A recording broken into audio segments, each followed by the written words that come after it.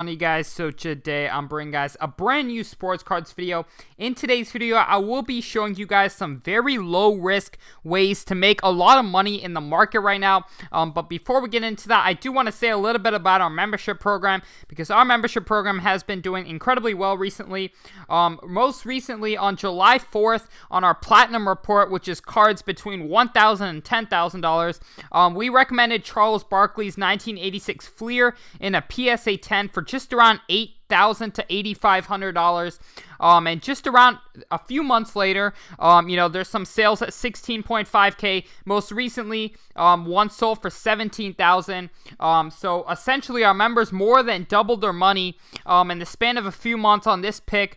So despite the market being a little bit slow, we've been able to outpace the market and make money on 65% of our investments, and around 25% have been flat and 10% have been down. So overall, only 10% have gone down, despite overall the market going down. So if you guys would like to join in on the profit and make some money with our Sports Card Invest membership group, go ahead, click the link down below to sportscardsinvest.com. But without further ado, we will go ahead and hop right into this video.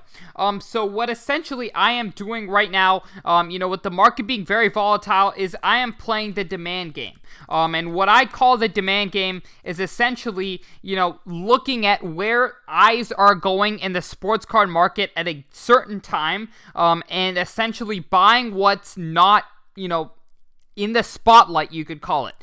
So essentially, for example, at the beginning of the basketball offseason, I was buying up a lot of basketball because it was the most depressed sport. Everyone was selling, and there was not much attention going towards it. So for example, I was able to pick up a few LeBron 2003 Topps Chrome PSA 10s for just around $11,000 to $12,000, and I expect that over the course of the offseason, towards the end of the offseason is usually when you're going to see prices really start to go up. We see this between every single sport. When it's football offseason, all the money's being poured towards baseball and basketball.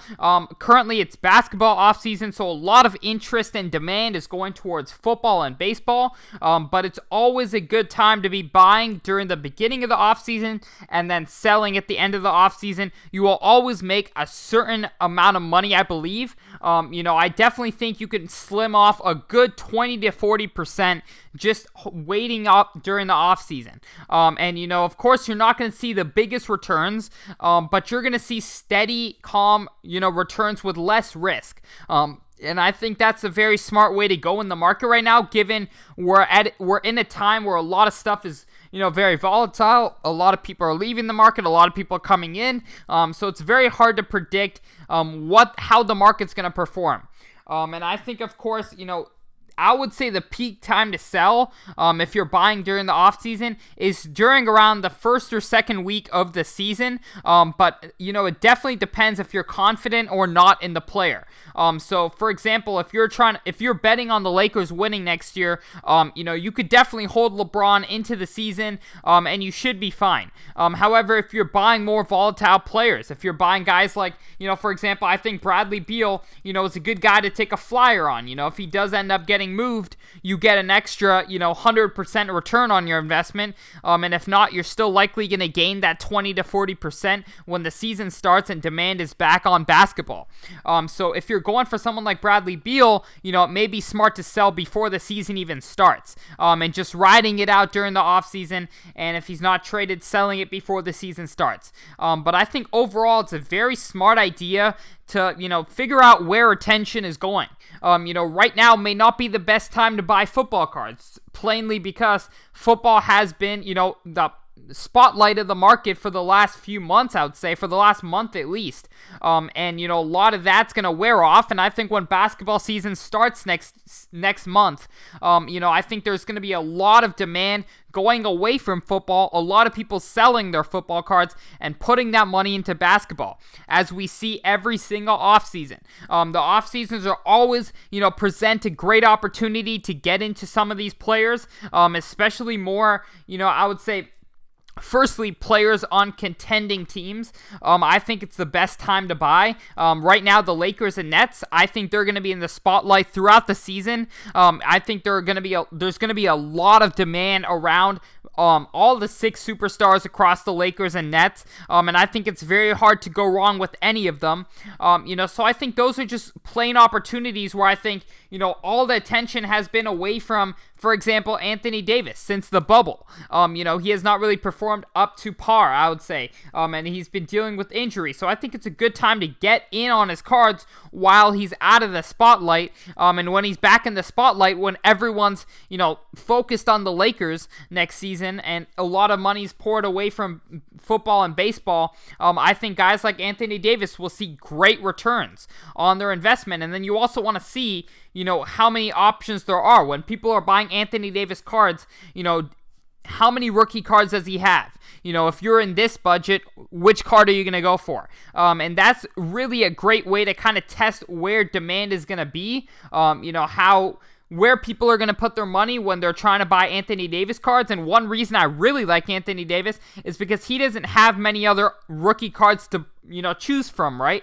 He doesn't have an optic card. He doesn't have, a base select rookie card. He doesn't have, many other cards. It's practically just his hoops rookie card and his Prism rookie card.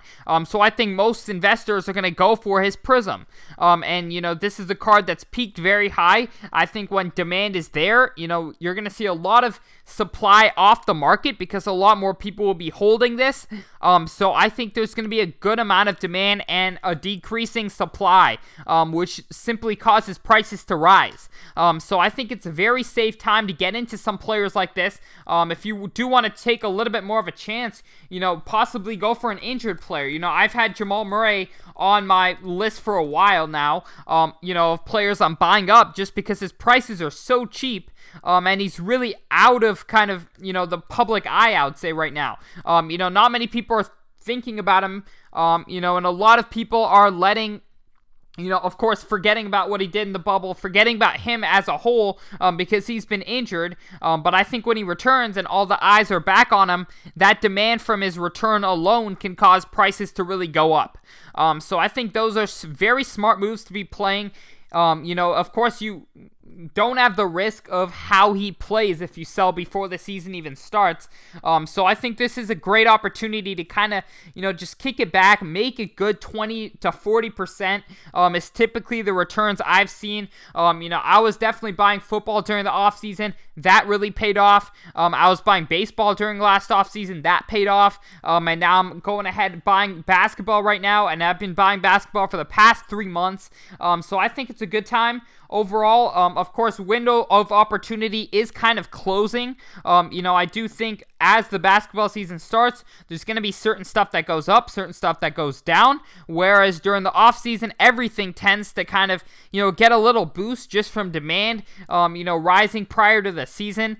So definitely be careful. I mean, it's not a free-for-all, but I definitely think there's great opportunities out there. But thank you guys so much for watching this video. Once again, if you did want to join in on the program, click the link down below to sportscardsinvest.com. But other than that, I'm out. Peace.